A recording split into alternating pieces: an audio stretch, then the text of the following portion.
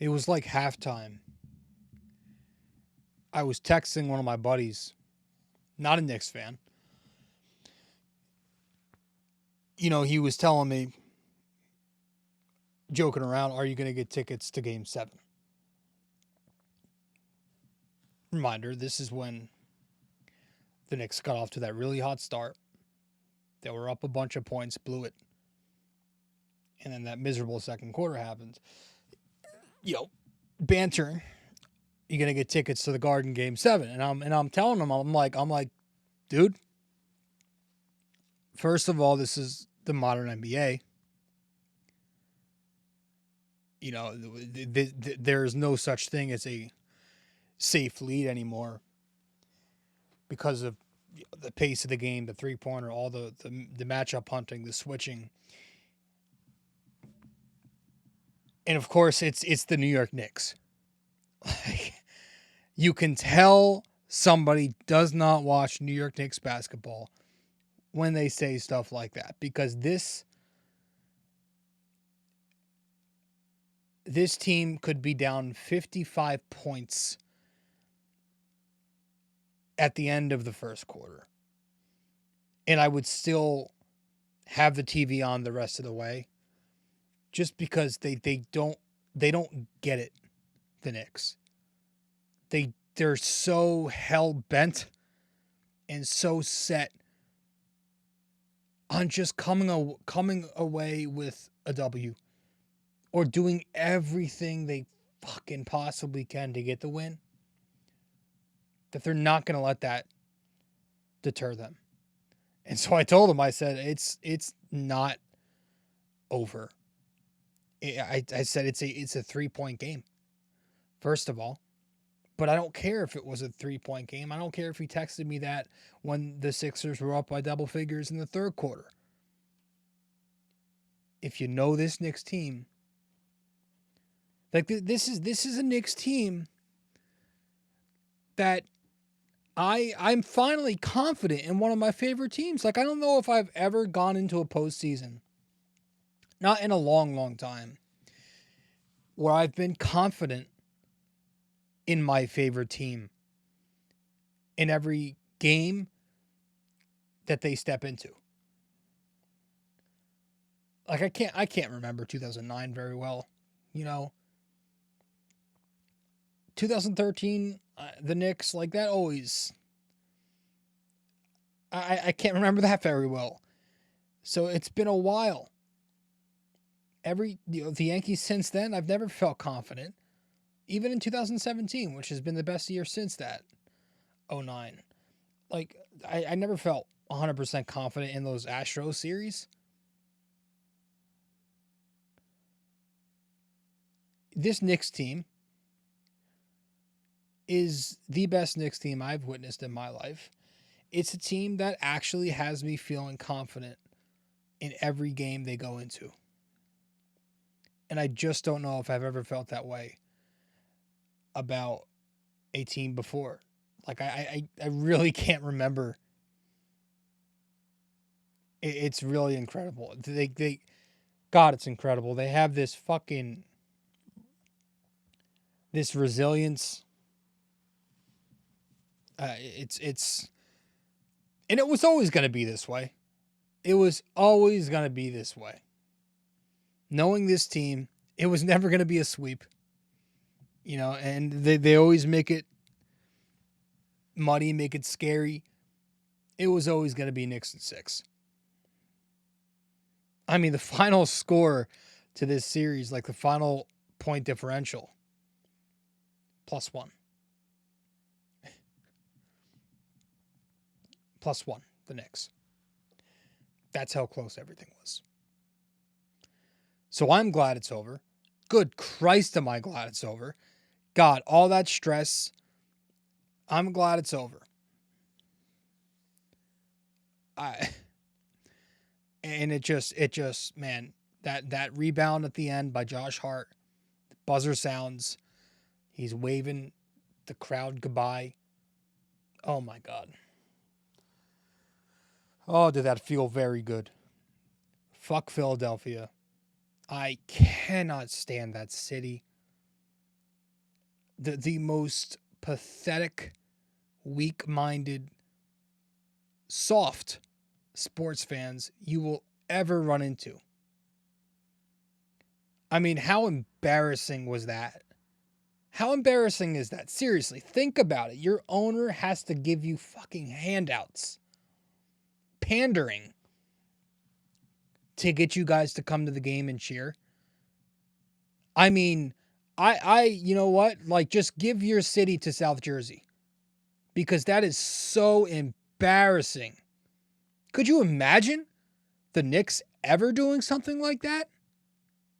Dolan ever saying, first of all, Dolan would never do that, but holy shit. When I heard that, I thought it was a joke. I thought I was like, ha, yeah, that's funny. And then I saw more people talk about it.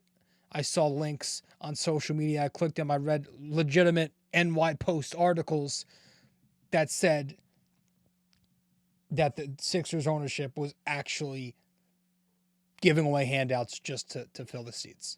Didn't work, by the way. I mean, Embiid was getting booed at the free throw line late. You had Brunson getting cheered at the free throw line when he did make free throws. And I mean, the streets before the game, during the game, after the game in Philly, just wild with rabid Knicks fans once again going nuts. So, such a wonderful feeling to clinch this, finally clinch it 6 games later, and now we get to take a few days. So, let's go Knicks. Fuck Embiid, Oubre, Paul Reed. You're all losers. No, you didn't win the series, Joel Embiid. No, you don't have the better team. Paul Reed, you wanted us, you got us. Bench players should not be allowed to speak. Just the only guys I respect like, Tyrese Maxey. He's so easy to root for when he's not playing your team. He's a really humble dude. He's got respect for other players. I've got respect for Kyle Lowry, veteran of the game. This is another Nova guy. Dude plays the game the right way, and God, he's a pain in the Knicks' ass. I've got respect for Nick Nurse. He's a hell of a coach, championship coach. Took the loss well. I don't know. I heard some comments he made. But I respect those guys. Batum, also a veteran of the game. But it just felt good to just stick it to them and their fan base. Oh. This Knicks team is unbelievable. They're special. And they have done the right thing. They've said this is going to be the worst. I am confident in saying this is going to be the worst Knicks team in the next 4 or 5 years. Knock on wood. But like they have everything set up. They're set up well financially. They've got a great head coach who I believe deserves an extension. You got the whole thing with Tibbs. He's got his guys playing with this certain type of grit, this 90s Knicks style of ball again. All that stuff, we overdo it with the cliches all the time here. It's also time that Leon Rose gets his praise, right? And we give him credit a lot for acquiring players that fit the Tom Thibodeau mold, right? Learning his lessons from some mistakes in the past. For just building the roster the right way with getting certain guys in CAA in here, right? Getting these Nova Knicks in here, coming from these schools that just, man, this dude set up this Knicks team in such a good way. And the fact that he was fourth in Executive of the Year voting doesn't surprise me. I mean, the anti-Knicks propaganda out there, but like to do this team doesn't have a super high payroll, right? You got 7 teams this postseason had a top 10 salary in basketball and were booted so far. And the Clippers are also top 10 in salary. They're down 3-2 in that series. Actually, as I speak, it's probably over. Let's see who won that series. The Mavs just won the series. So the Clippers make that 8 teams in the top 10 salary now booted from the postseason. So the Knicks made it past further than all those teams. The Cavs Magic is 3-3, by the way. But yeah, like to do it with a payroll that's not anywhere near that, and it's the Knicks have every Knick. I saw this. Every single Knick that played basketball in this 6-game series, none of them, 0, were top 15 picks. Only one of them, Dante DiVincenzo, the big Ragu, Italian-American represent, was a top 20 pick. Leon Rose. Jalen Brunson was a second-round pick. Plus, he's on a value contract. I mean, that is a pennies contract. Mitchell Robinson, second-round pick, a value contract. It's descending. Isaiah Hartenstein, second-round pick, also on a value contract right now. He's about to get paid. Bojan Bogdanovic, second-round pick, a valuable salary, who the Knicks are going to use that salary in a trade this summer, most likely. Josh Hart, the final pick of the first round. They got him for nothing. Deuce McBride, second-round pick, and a guy who should probably fire his agent because of the value contract extension that he's now on. And then Precious Achiuwa, late first-round pick, got him and OG, also a late first-round pick, in a heist of a steal, of a trade. Obviously, quickly in RJ, but like, I'm sorry. And of course, I'm not trying to sit here and talk like it's over. The Knicks just won the first round. But let us enjoy this, man. So I want to talk about it. I can't tell you how detailed we'll get, because I usually like to go over the X's and O's, because it's just the hoops nut in me. Pause. But fuck, man, I just want to talk, and maybe we'll like, I have some notes here. I might just we'll see. Let's get into our intro. By the way, we're like almost 15 minutes in. Welcome to the podcast. I'm your host, RJ Carbone. You're listening to episode 677 of BD4. So let's get to our intro, and then we'll start this thing up. Let's go. Welcome to the podcast. I'm your host, RJ Carbone. You are listening to BD4, where there's no better way to get your Yankees and Knicks analysis. We also do MMA. Yanks every series, Knicks every game, MMA on occasion. Let's get to it. Anthony for 3. Bang! That one goes down, and the game is tied. I'd like to take this chance to apologize to absolutely nobody. The Yankees are champions of baseball. Shaking and baking right here on the neophyte. Trying to close the show. She was doing a great job of feeding. That is it. It's over.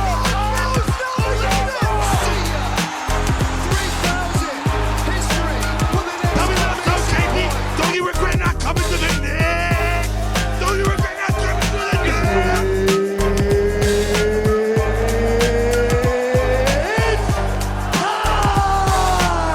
Game over. World Series over. Yankees win. The Yankees win.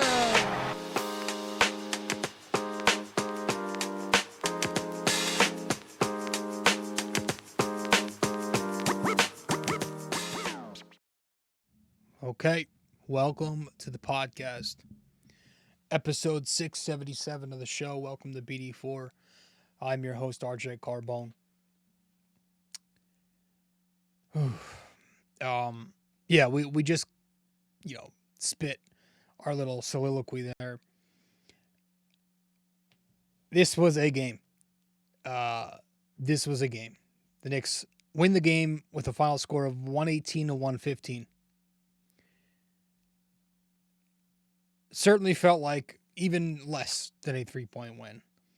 There were times where the Knicks were playing well and it felt like they were getting blown out. I don't know how to explain that. Because they got off to such a hot start. That's what it was, to where like they got that was a good thing. It was such a breath of fresh air for the Knicks to finally start this hot. You know, they were all over the offensive boards. The ball was moving around the perimeter. You had Brunson, and speaking of a breath of fresh air, how good was it? The first three that Dante launches, it drops. How much of a breath of fresh air was that? I took such a sigh of relief the minute that ball dropped in. Good God, the second it did. My God, man, it felt like a minute. Oh man, I needed that because the series that he had, you were hoping he would show up because they weren't winning this series without him. OG was going also early, him and Brunson and Dante. The Knicks, they go up 22 points in the first quarter at one point. Towards the end of the period, they let their foot off the gas, and they failed to take advantage of those minutes when Embiid was on the bench. He even went back to the locker room for whatever it was.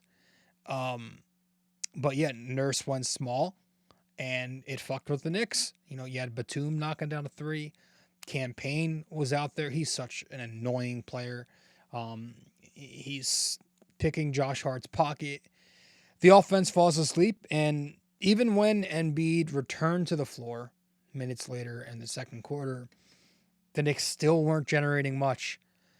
I think the first 7 minutes of the period, they only had one make, and they were able to stay in it, and they were only down 3 points at halftime. But again, that was after going up by 21, 22 points. Again, I'm texting my buddy. I'm like, wait, just wait. This is the Knicks. Yeah, you obviously don't know. But like the second half comes, and the very start of it, it's the scariest moment of the season. I'm not going to lie, for me. Third quarter, early on, it's looking grim. My God. Philly stretches it to a 10-point deficit now. They're up by 10 points. So 32-point swing from earlier in the first quarter. They now are up by 10 points. You know, you got the Kelly Oubre coast-to-coast basket, and that was like, I'm not going to lie, I started thinking really negative thoughts that, like, if I were to say on Twitter, I would probably have to hand in my fandom, like my fan card. Like, I was thinking Game 5. I'm like, is this now mental with the Knicks? Did Game 5 just, like, choker's going to choke? You know, are they gassed? Are they just done? They have no legs left? I was really starting to think bad things, and I'm like, you can't let this happen in this building, because game set, like, you cannot let that happen. And I'm just thinking worst case. But it's all fog. But I just know that Dante DiVincenzo at one point in that third quarter knocked down the biggest three-pointer ever, and that leads the Knicks onto this 9-2 run. It's just enough because you got OG Anunoby coming through at the end of the period with big baskets. You know, and the Knicks, again, it didn't feel like they were huge baskets because they were working their asses off for it just to get back into the game. But fourth quarter comes, and Jalen Brunson takes you home. Dante DiVincenzo with big threes. OG Anunoby, big shots all night. It wasn't easy. You know, the Knicks, they won up by 8 points with less than 2.5 minutes left in the game. 8-point lead, right? That was right after Anunoby unlocks the new wallpaper with that dunk on Embiid's face. But they have an 8-point lead, 2.5 left, and they start doing it again. They start missing their foul shots. They're leaving Oubre open in the corner. You got Tyrese Maxey with a couple of incredible takes to the basket. He ties the game with an and-one at the 35-second mark. And then you get the Josh Hart three-pointer And it's a free throw game from there. And the Knicks go with a small ball lineup for a little bit of switchability late in the game. Buddy Hield takes that three-point heave over Deuce, who tried not to foul. So he had his hand down. Buzzer sounds, shot misses. Knicks win. That Josh Hart play, not just the dagger, but the play, was about Jalen Brunson. Because if you watch this team last season in the playoffs, you know what I'm talking about. Jalen learning from his mistakes. This is something he's brought up a couple of times since. You know he hasn't forgotten about it. But last postseason, Game 6 in Miami, the Heat trap him. Hart's the outlet, one pass away. There was no pass to Josh Hart, and instead he tries to force it to Julius, ends up turning it over, and there goes your Knicks season. Right? It put everybody in shock. This year, Game 6, last night. Again, Brunson gets trapped on the baseline, on the wing. Josh Hart, one pass over. This time he hits him. He hits the open Josh Hart to force the Sixers into rotation. Oubre rotates over too late. This was after Josh Hart kind of fakes a pass to Dante to get Maxey off him. Wide open. Takes the shot. Knocks it down with 26 seconds left. And the Knicks are up 3 points. That was, again, like the Dante shot in Game 2. The Josh Hart. Jesus Christ. The Josh Hart shot here last night in Game 6. He had a big postseason bucket in Cleveland. The Cleveland shot. This dude just has a knack for coming through in big moments. Hey, look. Right, this was the Cavaliers series. Heart and soul. That is literally him. He's everything to this team. He embraces this city so much, you could tell he loves this city.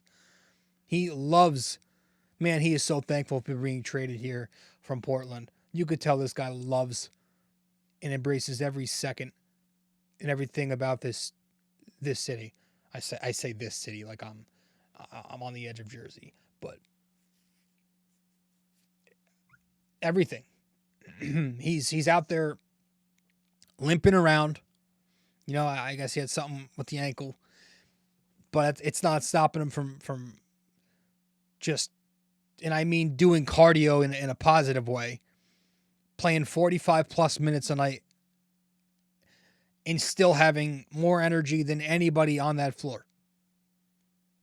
And that guy who everybody's worried he's going to burn out. If Jalen Brunson wasn't on this team, we'd be talking about how impeccable Josh Hart is. 17 points per game this series, 12 rebounds per game, 5 assists, 43% from 3.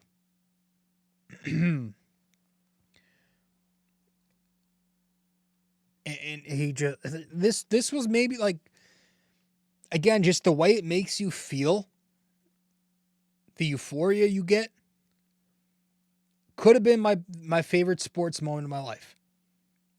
You know, it's up there with Dante Game 2. You know, it's up there. I've seen a lot of great sports moments, but like it's up there. It's up there with the Max Holloway KO against Justin Gaethje the other week. It's up there with some of the moments in the 2009 World Series.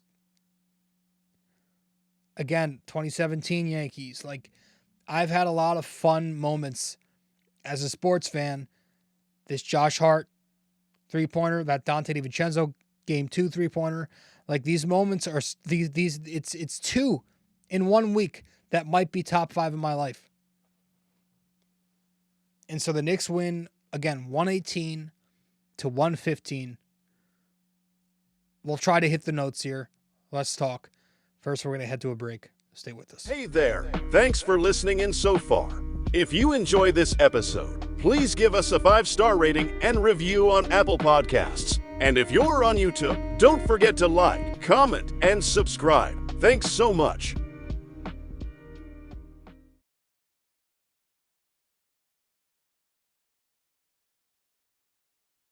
You can follow us on social media as well. On Instagram, we're at BD4Pod and at Rob J. Carbone.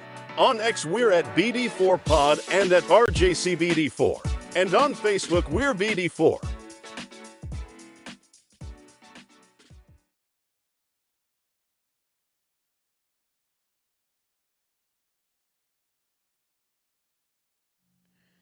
Welcome back to the show.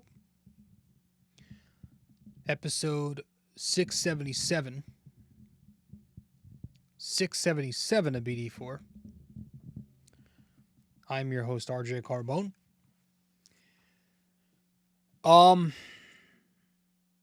Let's just start with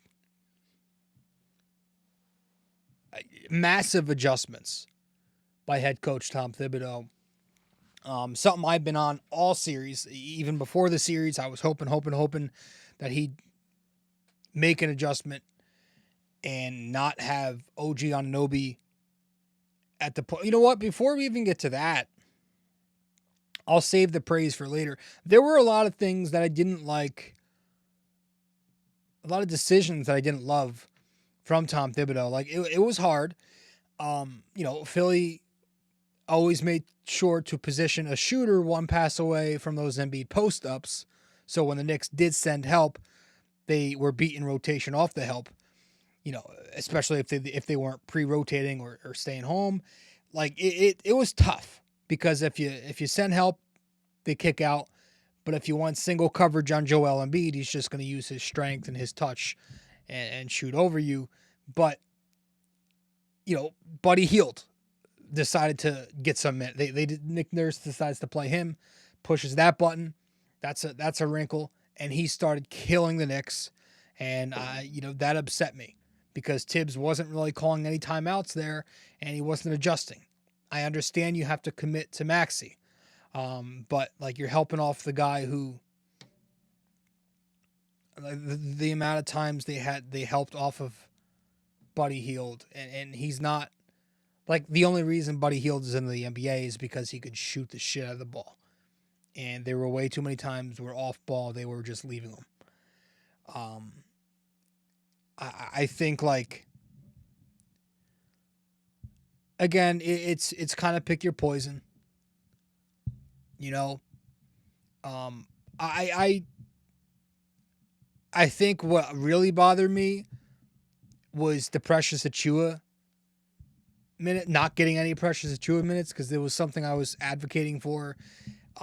In the podcast after game 5, just especially in this game with how Mitchell Robinson looked early on, even some in the third quarter, I was hoping that we would see Precious Achiuwa in those small ball 5 lineups where OG's at the 4, Precious is out there with him, because Precious can switch out 1 to 5, right? That's a switchable lineup with OG and Precious out there.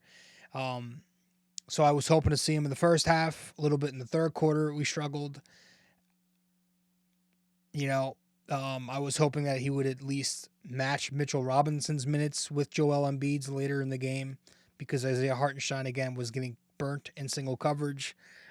Tough series defensively for him, but he stuck to it, and the Knicks figured it out late. Joel Embiid, again, like he's been a lot in this series, gassed out in the fourth quarter. And he was pretty much done by then.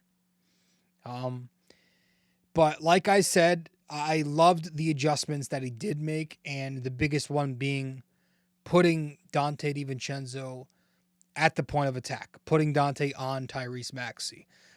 He started to go that way in the third quarter of Game 5. He took Hart off of Maxey and put Dante on him out the gate. And then he committed to that adjustment for the entirety of Game 6. And it worked. Maxey only had 17 points in the game, and he shot 6 for 18 just from the floor. against Dante DiVincenzo in particular. Dante guarded him for 12 total minutes in the game, the most by a good amount of any Knick, and he held Maxey to 4 points on 2 of 10. He blocked him twice, too. But he was just doing a phenomenal job of staying attached off the screen. You know, he was doing a nice job of shading Maxey left, forcing him into help. You know, with iHeart, or you had OG on the back line roaming in his rover role. You know, and that's the big thing from this game, that if you watch it back, the help defense, the backside help. You got guys like Anunoby helping off of non-threats or mediocre shooters. And just OG constantly rotating over onto Tobias Harris, or, you know, early in the first quarter, he helps off of Tobias and he rotates onto Oubre coming down the lane for a drive, and he blocks his shot. In the fourth quarter, early on, Maxey comes off pick and roll to try and tie the game. OG is in low help. He rotates over, blocks Maxey. There's another possession in the fourth quarter. Embiid is posting as a Hartenstein, and Tibbs, for the first time in a long time, sending baseline help with OG coming over to Embiid. And with that, Josh Hart now coming down to help the helper, OG, tags his man. Embiid, with OG helping iHeart, misses the shot. Hart grabs the rebound because he rotates down. You know, it's OG Anunoby. I don't know how to explain it. You know, you got the communication off ball, right? There was a possession. You have Anunoby and Brunson. Brunson's in low man help, but they do a pre-switch off the ball to get OG in low man help on the weak side. Brunson's now off low man roll. So Maxey comes off the pick and roll. OG rotates over to the basket, weak side to strong side, stops the drive. It's when he's in his help role, his what I call free safety role, that's where you see his best value. You know, I thought that was such a big adjustment. You know, and Tibbs didn't really put OG in backside help until the third game. I think that's when he finally went to Josh Hart. Maybe the fourth game.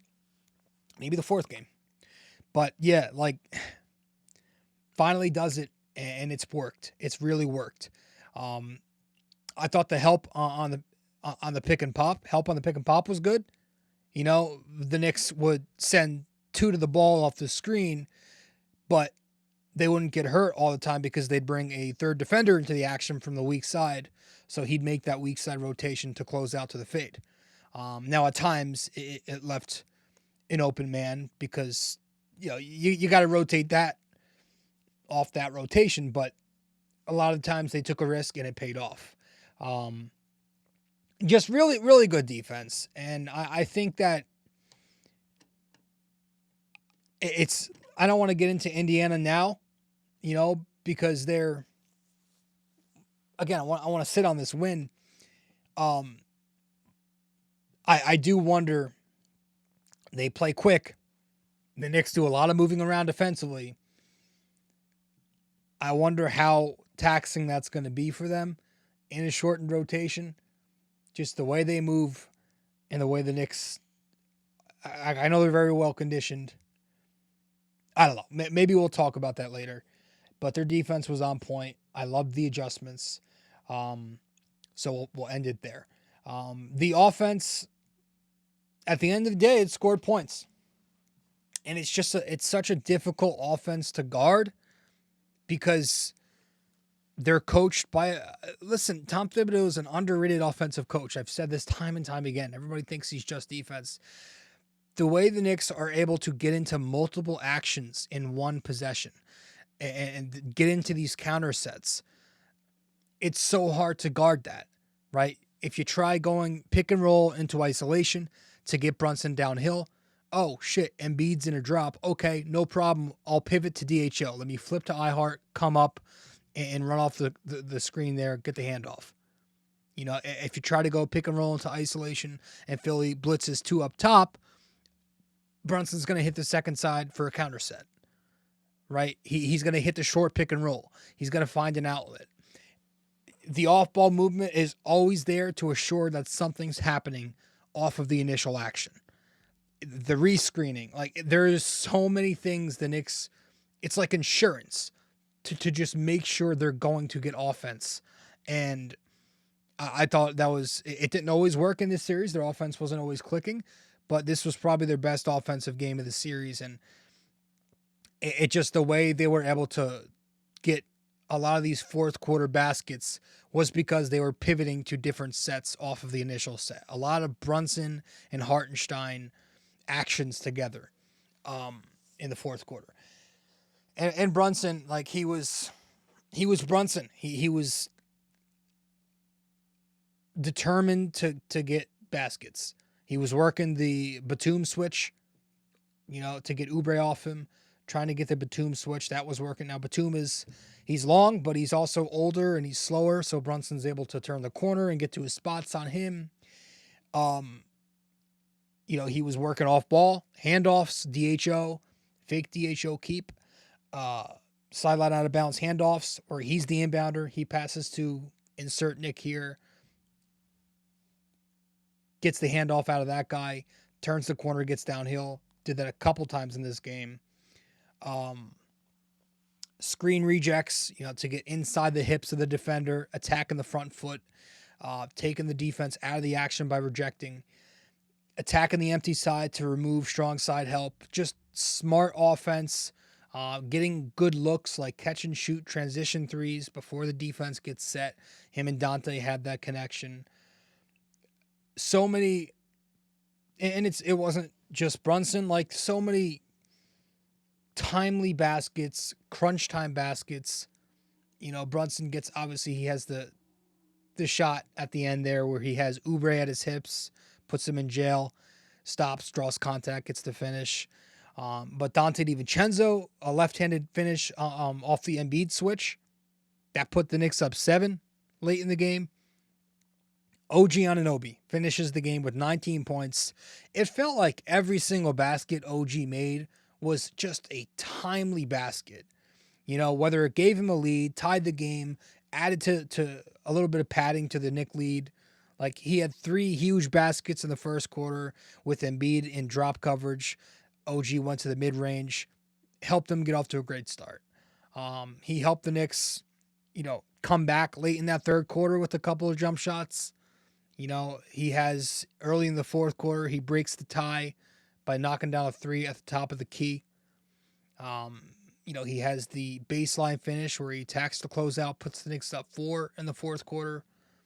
And then, of course, the poster on Joel Embiid for the N1, which is probably going to be many people's wallpaper, if not already.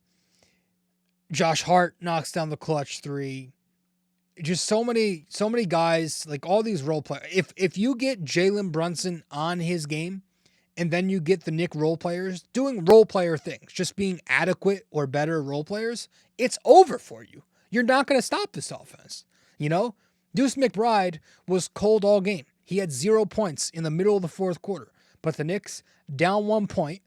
Deuce is on the ball. He reads the defense, sees that Joel is in a drop, so he pulls for 3. The Knicks are now up 2 points. Josh Hart, Philly has been helping off of him all series long, just like Miami did last year.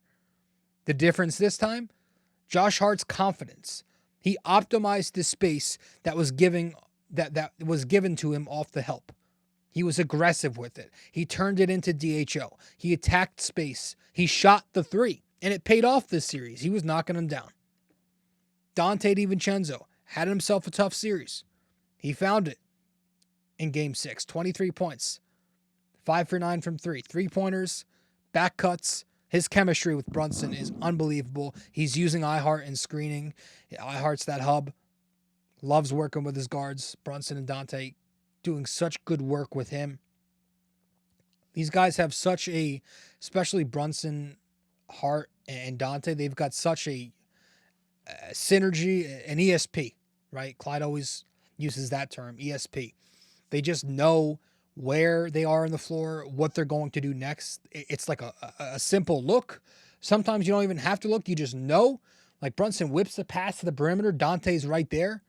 It's really cool stuff. And that's a credit to the front office for building a team of guys who've played together before. The offensive rebounding, like we can't not mention that. That's been one of their staples. They had 20 offensive rebounds last night. They missed 50 times. 20 offensive rebounds off of those. So a 40% offensive rebounding rate. In the series, they rebounded on the offensive glass at a 50% rate in the fourth quarter. First in all playoff teams. That is, I mean, you talk about being a well-conditioned team. When your legs are shot late in the fourth quarter and you're going through a physical battle of a series and you're still able to crash the glass like that, that's why you don't complain about Tom Thibodeau playing his players so much. Because they're pro athletes and they get themselves in shape for the big moment. Now maybe that again with all the injuries, maybe that does hurt them later this postseason, but that's for a different day.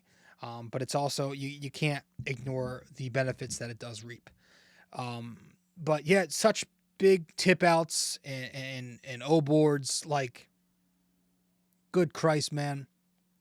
Early in the fourth quarter, when Brunson missed that floater, I think it was Mitch or Josh Hart, I think, got credited for the rebound. He cleans it up, gets it back out and resets. OG Anunoby misses a three late in the fourth.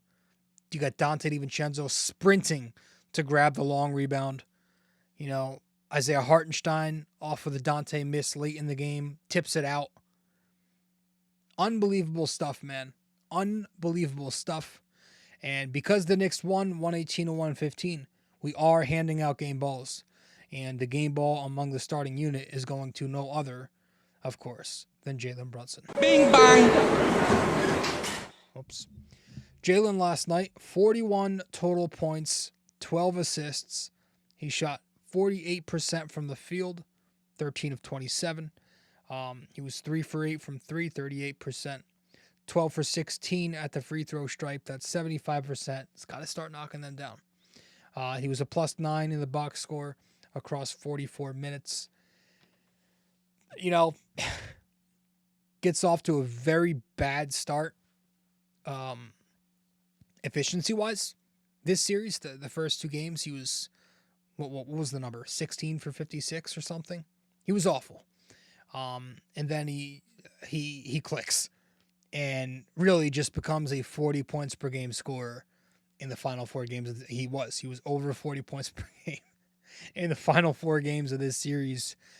And you know what's impressive about that, man? It's the fact that this guy is doing that with such little spacing, such a short rotation where he's got to play such heavy minutes and do such a large workload inside of those minutes at this height with that frame. Like he's not Joel Embiid size. He's not 7'2", 300 pounds. He doesn't have that strength. He has to work for his baskets.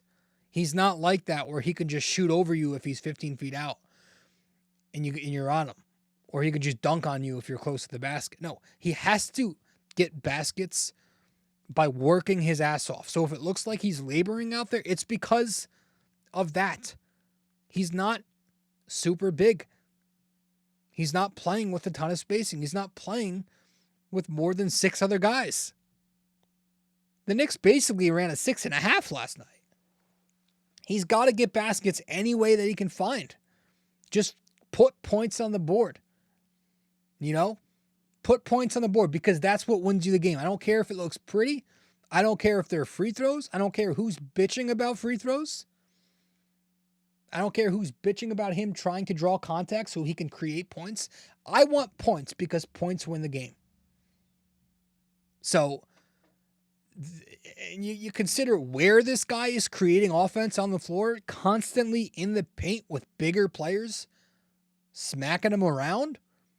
It's really impressive, man. And this is Carmelo Anthony will always be my favorite Knick, but and I hate the whole debate thing we're doing because it's year 2 for Brunson, but he's on pace to be a better Knick than Melo.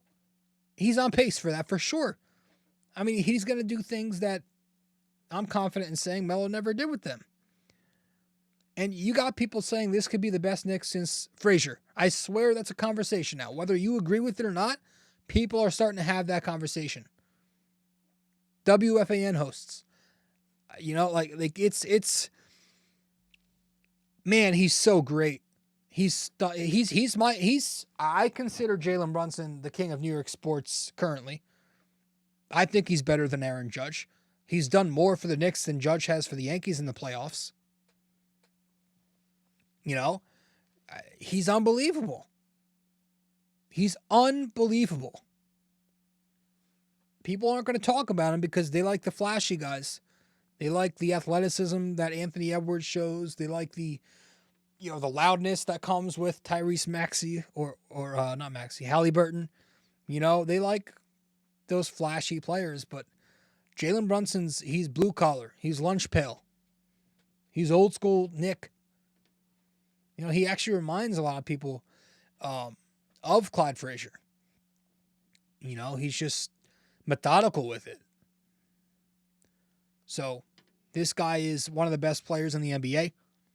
I don't think that's a question anymore. I think he's top 10 for sure. I think he's top 10. It's so friggin' funny because I came into the season debating with myself, is he top 25? Am I stretching it? No, the guy's top 10 in the NBA now.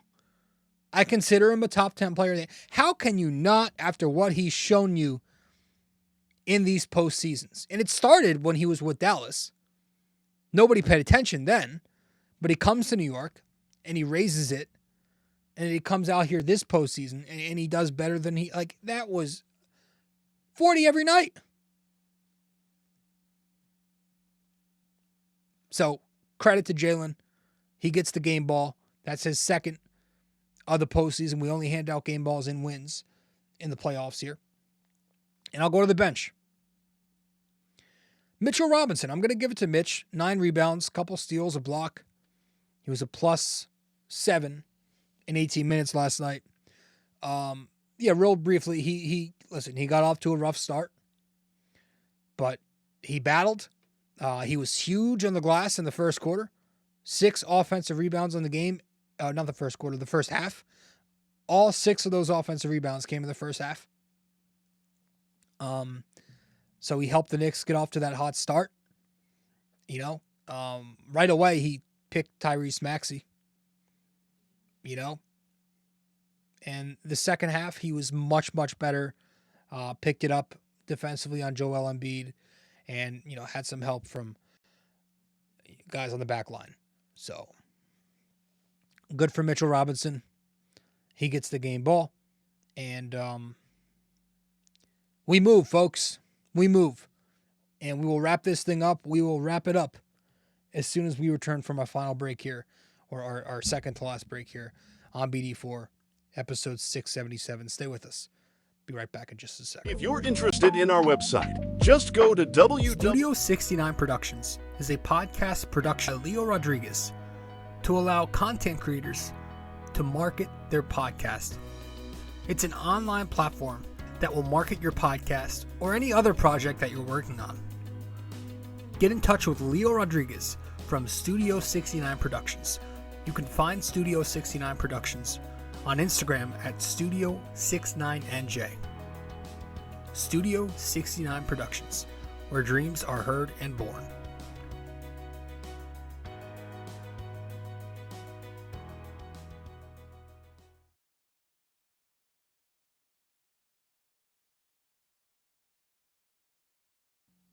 Sorry about that technical difficulty. Welcome back to the show, episode 677. Episode 677. Thank you for tuning in. So now we move. I'm going to take the rest of the weekend here to enjoy. As I'm recording this, it is Friday. I'm going to take the rest of the weekend to enjoy. Saturday, Sunday. And don't let anybody tell you that you can't enjoy this the way you're enjoying it. Like if you're a Knicks fan and you're out there going nuts and you're smiling, if you're in the streets of Philadelphia, South Jersey, New York City, like be happy. Don't let anyone tell you that's over the top. This Knicks team hasn't shown anything from us over the years. They were terrible. They were so bad for so long. We finally have a product that's not just good for 1 year, but it's going to be here for a long time now. Like, don't let anybody tell you how to celebrate and how to have fun. This is a team that absolutely warrants that kind of reaction. So enjoy it. But come Monday, we're going to have to do it all over again. The mental drain all over again. It's going to have to, it's going to be, man, the playoffs are tough. Indiana. We have home court. So game 1, 2, and in the final, what is it? Game 1, game 2, game 7, and game 4 at MSG. So that's the positive. We'll get to, we might, if I can get to one, I doubt it, but try to do a preview. But we'll see. You know, they're, if you want a real preview, like there are content creators out there, Knicks fan, like there are so many Knicks fans who do great content, and I'm just a fucking random doing a podcast with 2 listeners. But Indiana is next, man, and oh man.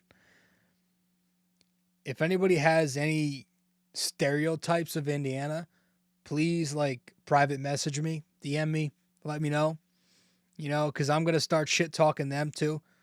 I did it with Cleveland last year. I rode the whole boring city thing, the heat, swampy Florida. And then Philly this year, we were messing with the whole, white trash jocks.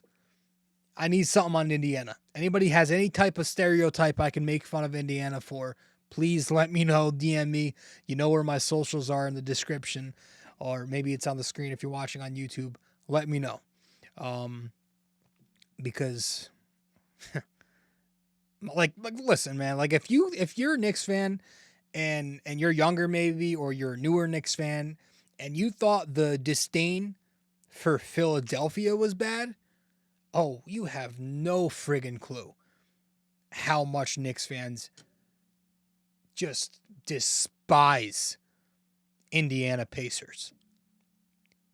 There is a history there that not many other rivalries can really top in terms of hatred versus hatred. These two sides hate each other. And it goes back to the Reggie Miller days, yes. 25 points in the fourth quarter, gives the choke sign to Spike Lee in 1994. That happened. The next year, the whole 8 points in 9 seconds, right? I mean, listen, you got that history with the Pacers. You got the LJ 4-point play, game 3, years later in 1999. That was against the Pacers. So there's the history there, man.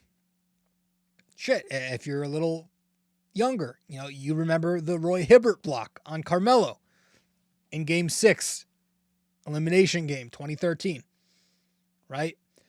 And then there's something here now, Zerbiak and Halliburton, the comments that Wally made a few years ago.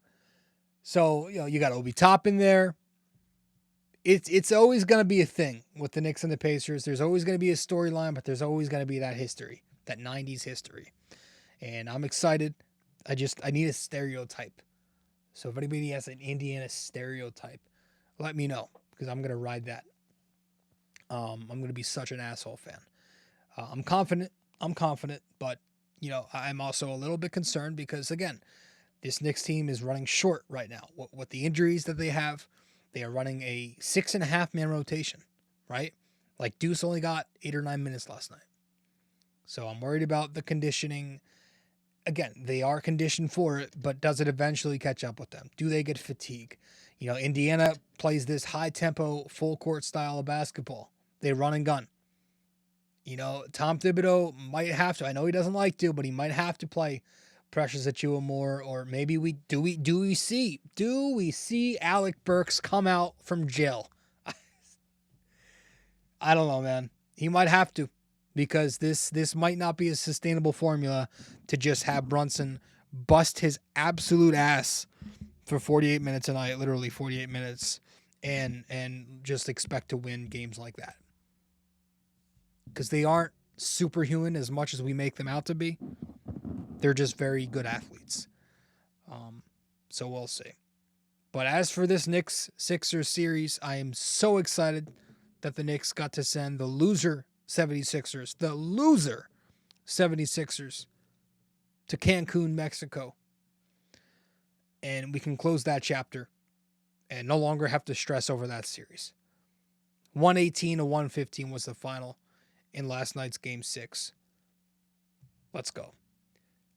We're going to get to our final break and then wrap this up with our trivia question. And that will be that. Stay with us. Thanks for listening to BD4, where there is no better way to get your Yankees and Knicks analysis. We also do MMA, Yanks every series, Knicks every game, and MMA on occasion.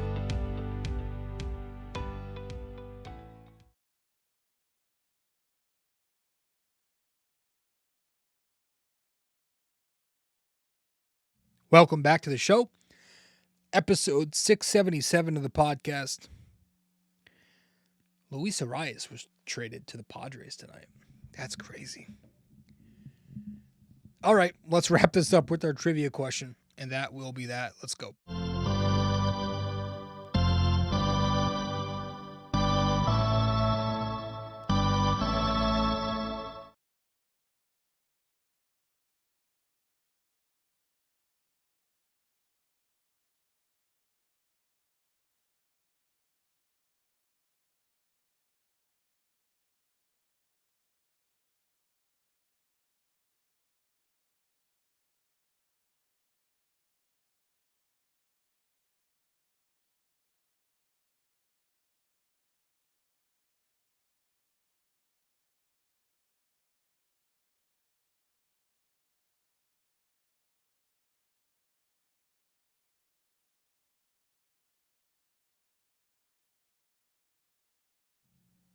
Whoops-a-daisy.